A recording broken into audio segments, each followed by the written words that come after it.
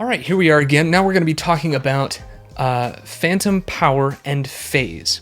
Now, these are two really important things because either your microphones aren't going to work or they're going to sound really strange.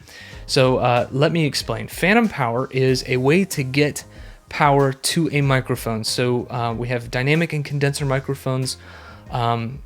Dynamic microphones are similar to what I have here, the SM7B, which is a Shure microphone that does not need power to function.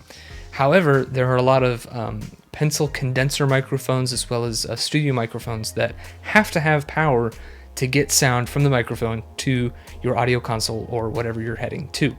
And how we do this is by using 48 volt phantom power. This is power that is transmitted over a 3-pin XLR cable to the microphone that allows it to turn on and to function. And that's pretty much all phantom power is. Usually on a console, it'll either say PHA, or on our consoles, it will say 48 volts or 48V.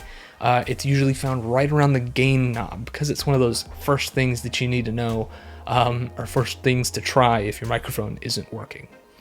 The other thing is phase. Now, phase usually shows up as a 0 with a slash through it. We see it right here on the M32R and the M32 and the X32s.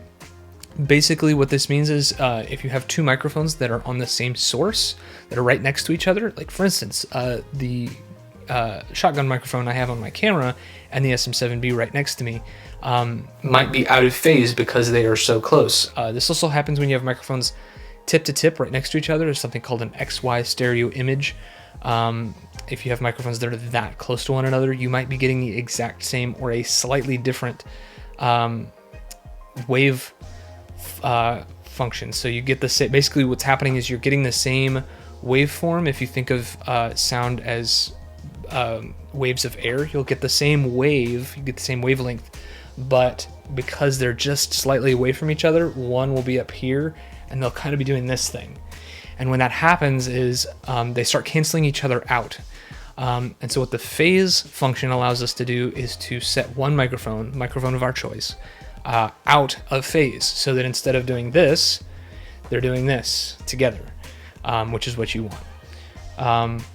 So yeah, that's phantom power and phase. That's all it does. Again, if a microphone isn't working, almost always the culprit is phantom power. So always make sure that you know what kind of microphone you're dealing with and if it needs phantom power or not.